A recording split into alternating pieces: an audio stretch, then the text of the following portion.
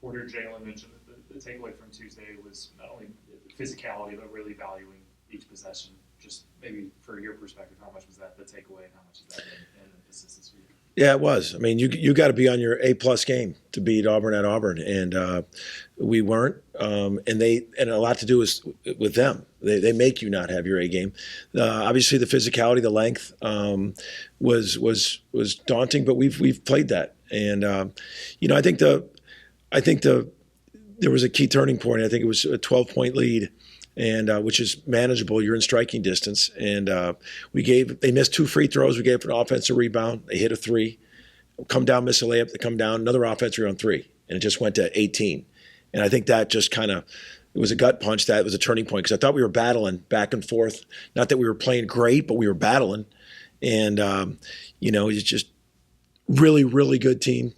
And you've got to be absolutely on your A+ game, and credit to them. Coach, between traveling and playing 2 top 5 teams in the same week, how do you think your teams handle the fatigue that comes with playing a week like this?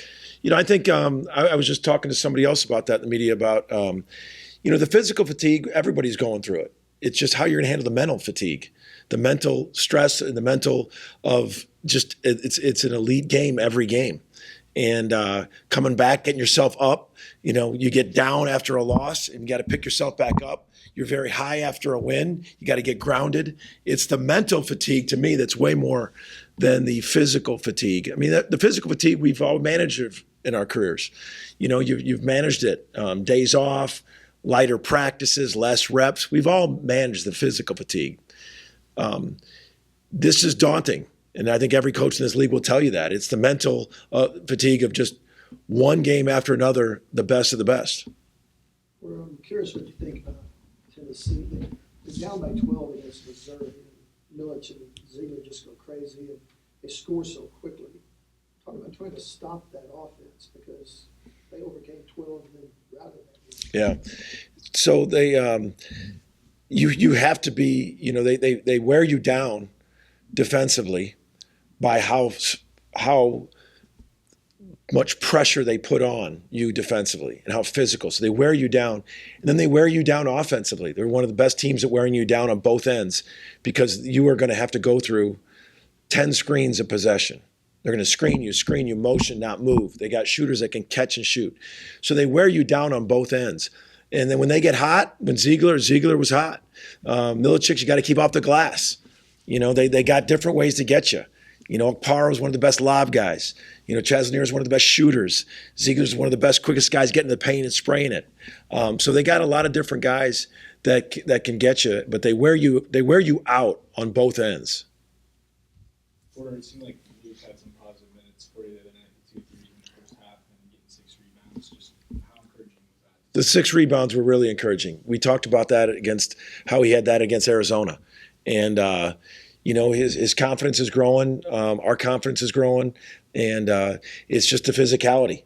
And offensively, he's really has a great confident bounce right now, and he makes the defense stretch out. When we watch, you have to be aware of him, and that opens up driving lanes for the other guys. You mentioned the physicality and the length that you guys have faced kind of night in, night out in this league. I know the matchups haven't always been favorable for Sam, but what can you do to kind of get his confidence back and kind of optimize what he's able to bring to the team when he's been on the court? Just got to be, I want him to be great at what he's good at, and I just want him to stress. Man, he got an offensive rebound put back for us. Maybe get he's had games where he's had 3 or 4 or 5 offensive rebounds. Just being physical, not getting down. I think when he's confident and knowing those things, I think his step's a little quicker. And that just to continue to show him that we got utmost confidence in him. He's been a 3-year guy for us. He's started many, many games for us. And just to keep pouring confidence in him that, the certain things I'm asking him to do are the things that he can be great at, but he's got, he's battling the boards against huge bodies every single night. So he's got a big task, and he's a great teammate with it all. He battles, but just to keep pouring into him, to let him know, man, you got a huge role for us. Porter, how's Kobe been handling the adjustment of coming off the bench? Obviously, to you, you call it shifts, and we understand that. It seemed like Kobe initially wasn't really sure where he was going to fit in when he was coming off the bench. Yeah, he's had great moments off the bench for us, and I'm transparent with Kobe. I'm like, man, it's not easy. I'm not trying to mind bend him and be like, oh, this is going to be great. I'm just saying, hey, this is what's going to be best for the team, and we need you in a mature communication manner to talk to him about this is what we need you to do. We need you to be great at your minutes off the bench, and you're a veteran, and so it's not easy to do. But I think he's really given us some good things, and we got to continue to get a lot out of him. We're really going to be counting on him this next game. An older guy against an older team, older guards, to come in and he needs to continue to be physical defensively. I think that's the thing with Kobe is to continue to be physical defensively. Is there any concern just with Jeremiah's availability for tomorrow? I'm going to defer to the availability report at 7 today. With that would probably enhance Kobe's positioning just as far as being an opportunity for him. Yeah, we practiced yesterday. Kobe got a ton of reps yesterday, so we'll. I'm counting on him. Like I said, he's an older guard in this game. With Jeremiah, you talked about this season kind of being a learning and development process for him throughout. What could he learn from that experience in Auburn where he's got a player like Chad Baker's kind of trying to get in his head all game? Yeah. Getting into a little bit of chippiness there in the second half. He's got to go through it. You got to learn. Older guys, start to know that what they're trying to do and get in their head, and a huge hostile environment. I mean that the environment, the everything, and he's got to go through some of it. And what we do is just continue to talk to him and learn from him, show him what they're trying to do and how to handle situations. But it's and that's the thing about basketball is it's right on top of you. Then you got some older guys doing it. You can feel the tension when in that kind of an atmosphere right on top of you, and he's going to grow from it, learn from it. And like I said, it's just you got to go through some of it to learn from it. You mentioned that environment. How much would something like that mean for you guys tomorrow, the top 5 team? It means everything. I mean, even in warm-ups, it's 60 minutes for the game, and it's almost sold out. Like the whole student sections are chirping at our guys. It's college basketball. The guys notice it. I mean, and it gets really, really loud in there. So yeah, it'd be awesome. We got a top 4 team coming in, and who spent time at number 1 this year. And it means awesome. The students are awesome. We just got to come in and create a great atmosphere. All right, thank you. What do you feel like you guys learned from that experience the other night playing in that environment and going up against that level of competition? Just learned how every possession matters. No plays off. When you're in a tough environment like that against the number 1 team in the country, the margin of error has to be small. So that was just a learning experience, man. Learning that every possession we actually have to bring it. We actually have to have attention to detail, and we're definitely going to get better from that. Porter preached physicality post game. How do you think you guys responded this week?